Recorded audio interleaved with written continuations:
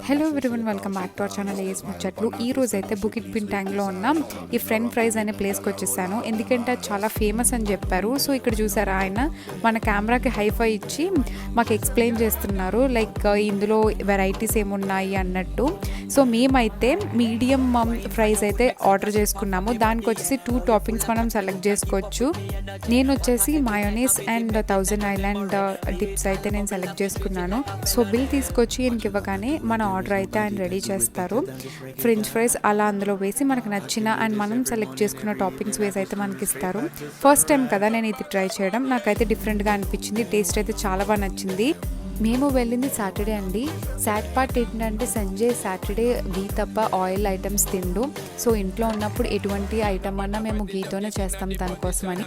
So మలేషియాలో ఉన్న వాళ్ళు ఎవరన్నా ఇది ట్రై చేయకపోతే తప్పకుండా ట్రై చేయండి. So that's it for this video guys. Please do subscribe to A S ముచ్చట్లు.